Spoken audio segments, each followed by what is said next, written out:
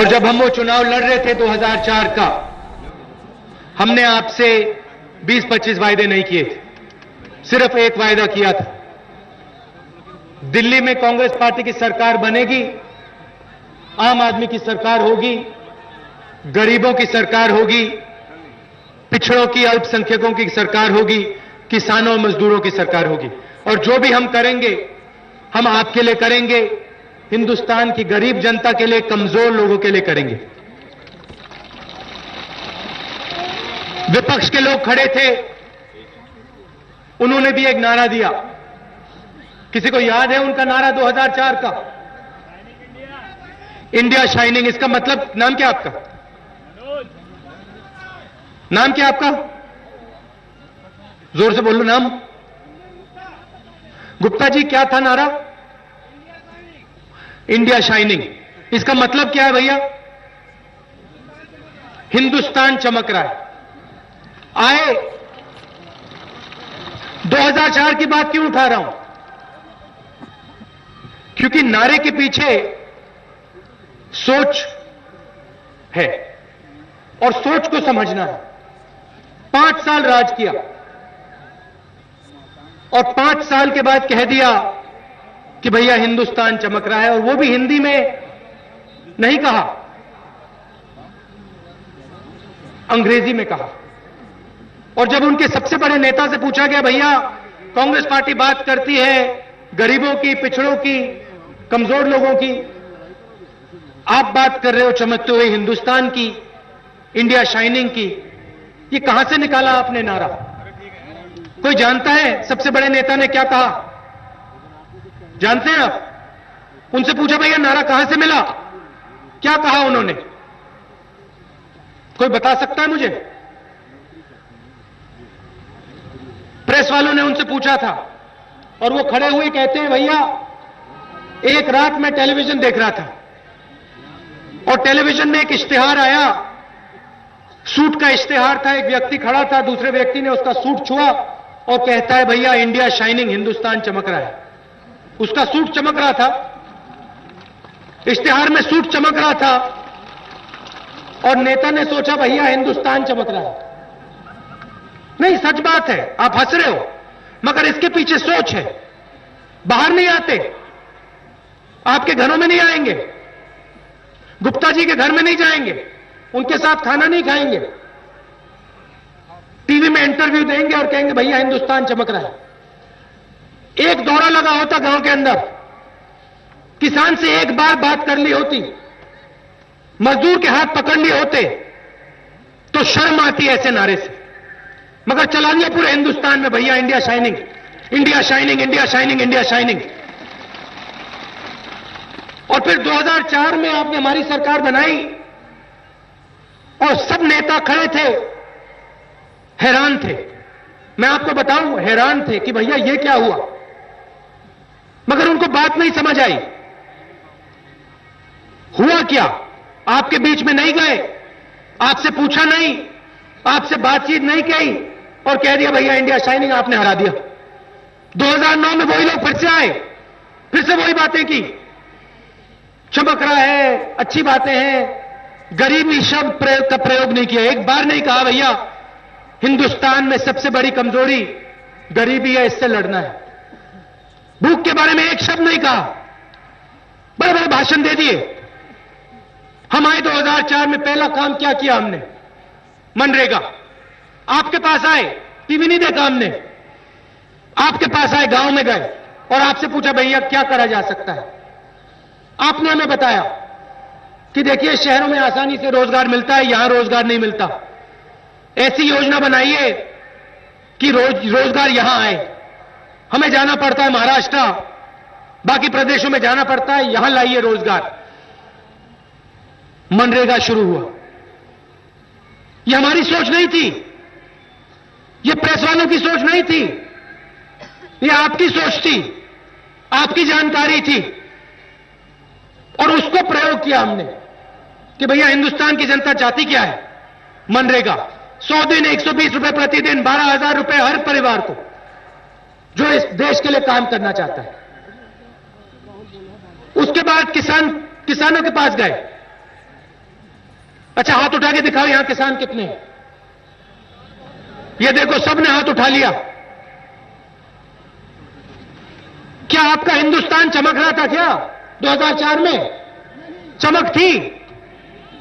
हमने क्या किया? आपके पास आए, आपसे पूछा क्या करा जा सकता है, और आपने हमें बताया देखिए बैंक के दरवाजे बंद है हमारे लिए, कर्जा ले रखा है, बोझ है हमारे ऊपर, हटाइए बोझ को।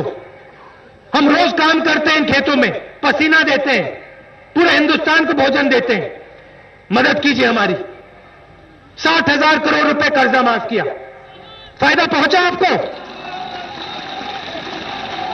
मगर ये देखिए, समझने की बात क्या है, टीवी देख के नहीं हुआ, ये बंद कमरों में नहीं हुआ। हम बंद कमरों में नहीं बैठे थे भैया, किसान क्या चाहता है। अफसरों से नहीं पूछा, ब्यूरोक्रेट से नहीं पूछा भैया किसान क्या चाहता है, हम आपके पास आए। अगर हम ब्यूरोक्रेट से पूछते भैया कर्जा माफी करनी चाहिए या नहीं, वो कहते नहीं करो। हम आपके पास आए, आपसे पूछा, आपने हमें बताया देखिए कर्जा माफी कीजिए, 60,000 करोड़ रुपए कर्जा माफी की। बुंदेलखंड में सूखा पड़ा, समाजवादी पार्टी नहीं गई, मायावती जी नहीं गई। मैंने ऐसे स्टेट से कहा जाके अपने आंखों से देखिए, भूखा पड़ा है, जनता से पूछिए क्या चाहिए, जनता जानती है।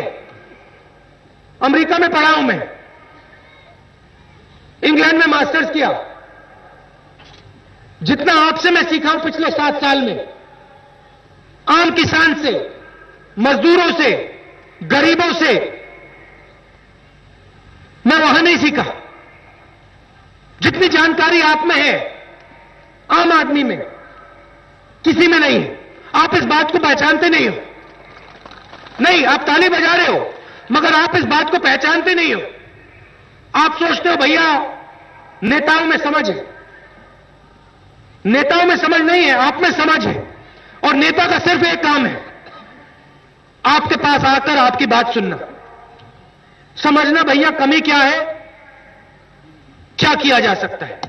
और यहां क्या होता है, मायावती जी चीफ मिनिस्टर बनी, पिछले 5 सालों में आपने उनको एक बार गांव में देखा? एक बार देखा? मुझे बताओ, एक बार। सबसे बड़ा प्रदेश है हिंदुस्तान में, किसान इसको चलाता है, मजदूर इसको चलाता है, और उनको लगता है कि भैया इनसे बात ही नहीं करनी।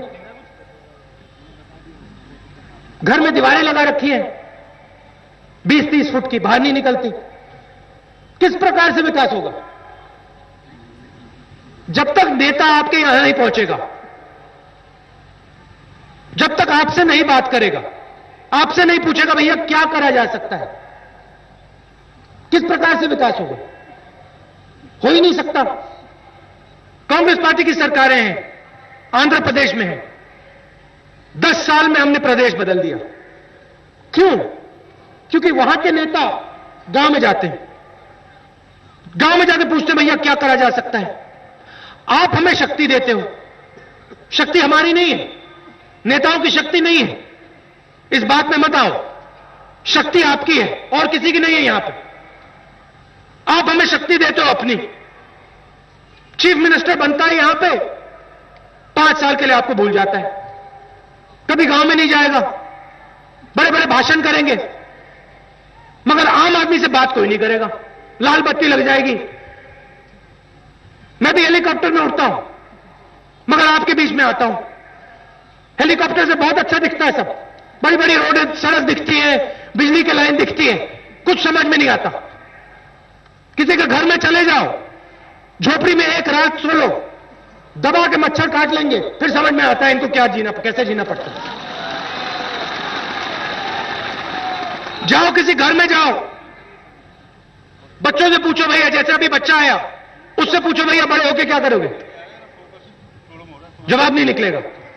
यह बच्चा जानता है कि यूपी में रोजगार नहीं मिल सकता। यह जानता है कि अगर रोजगार चाहिए तो जाओ आंध्र प्रदेश जाओ, महाराष्ट्र जाओ, हरियाणा जाओ, वहां काम करो। क्या आपको हक नहीं है? क्या यहां आपको रोजगार नहीं मिलना चाहिए? विकास नहीं होना चाहिए? आपके नेताओं को आपके बीच में नहीं आना चाहिए, दूर रहना चाहिए। आपकी शक्ति है, हमारी शक्ति नहीं। आपकी शक्ति से प्रदेश बनता है, आपकी शक्ति से देश बना है। ये लोग बात करते हैं इंडिया शाइनिंग की टीवी पे। जब हमने मनरेगा की बात की, कर्जा माफी की बात की और अब भोजन के अधिकार की बात कर रहे हैं, 35 किलो हर परिवार को देने जा रहे हैं, कांग्रेस पार्टी देने जा रही है। ये लोग क्या कह रहे हैं? इंडिया शाइनिंग वाले लोग, वही नेता जो आपके बीच में नहीं आते हैं, हमसे सवाल पूछ रहे हैं पार्लियामेंट हाउस में पैसा कहां से आएगा। मैं उनसे पूछना चाहता हूं, पैसा कहां से आया? आप लाए पैसा। ये जो हरा खेत है, किसान जो यहां काम करता है वो प्रगति लाया है। ये जो सड़कें बनी है, मजदूर जो वहां पे काम करता है रोज, जिसके हाथ फटे हुए हैं, वो प्रगति लाया है। नेता प्रगति नहीं लाए हैं, आप लाए हो। पैसा किसका है? नेताओं का नहीं है, बीएसपी का नहीं है, समाजवादी का नहीं है, कांग्रेस पार्टी का नहीं है, आपका पैसा है।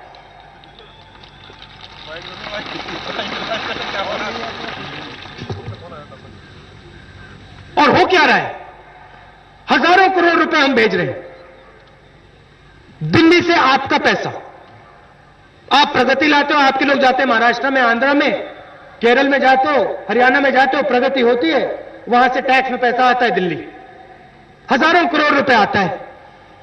यूपी की सबसे बड़ी आबादी है तो सबसे ज्यादा पैसा हम यहां भेजते हैं, हजारों करोड़ रुपए मनरेगा में भेजा। मायावती जी यहां खड़ी हो जाती है, कहती है भैया मनरेगा से किसी को फायदा नहीं होगा, मनरेगा से किसी को फायदा नहीं होगा। जाइए किसी गांव में चले जाइए, आंध्र प्रदेश में, महाराष्ट्र में जाइए, छोटे से छोटे गांव में चले जाइए और वहां जाइए, पूछिए किसी महिला से, पूछिए गरीब महिला से, पूछिए मनरेगा से क्या मिला, आपको बता देंगी। शक्ति मिली, पहली बार रोजगार मिला, ऐसा लगता है कि सरकार ने हमारी मदद की। और यहां आपकी चीफ मिनिस्टर खड़ी होती है, कहती है भैया मनरेगा से किसी को फायदा नहीं मिलेगा। कांग्रेस पार्टी का नाटक है। हम भोजन के अधिकार की बात कर रहे हैं, हर व्यक्ति को भोजन देने की बात कर रहे हैं, 35 किलो। हम कह रहे हैं कि हिंदुस्तान में कोई भूखा ना रहे। प्रगति आ गई, पैसा हो गया है, पैसा आ गया है, आपका पैसा है, अब गरीबों को भोजन दो। बिना समझे मायावती जी खड़ी हो गए, समाजवादी के लोग खड़े हो गए, कहते हैं कांग्रेस पार्टी का नाटक है, कोई फायदा नहीं मिलेगा। हजारों करोड़ रुपए का नाटक है ये, हजारों करोड़ रुपए का नाटक है, पूरे हिंदुस्तान को भोजन देने का नाटक है। अगर ये नाटक है तो ऐसा नाटक तो मैं करता ही रहूंगा और करूंगा। मैं आपके बीच में जाता हूं, गांव में जाता हूं, कहते नाटक कर रहा है। क्यों जाता हूं मैं? आपकी जो मुश्किलें हैं, आपकी समस्याएं हैं, उनको समझने, हिंदुस्तान की जो शक्ति है उसको अपनी आंखों से देखने के लिए। क्योंकि मैं जानता हूं जिस दिन आपके हाथ खुल गए, जैसे आंध्र में खुले, हरियाणा में खुले, दिल्ली में खुले, महाराष्ट्र में खुले, जिस दिन यूपी की जनता की हाथ खुल गए उस दिन ये प्रदेश खड़ा हो जाएगा, कोई इसको रोक नहीं सकता। अब यहां क्या हो रहा है? पिछले 22 सालों से 10% लोगों की सरकार बनती है, चीफ मिनिस्टर आपके पास नहीं आता, दलाल लोग घुस जाते हैं, पैसा लूटना शुरू करते हैं। लखनऊ में जादू का हाथी आप सब लोग जानते हो, आमतौर से हाथी पत्ता खाता है, घास फूस खाता है, घूमता रहता है। यह लखनऊ में बैठा है, आपका पैसा खा रहा है।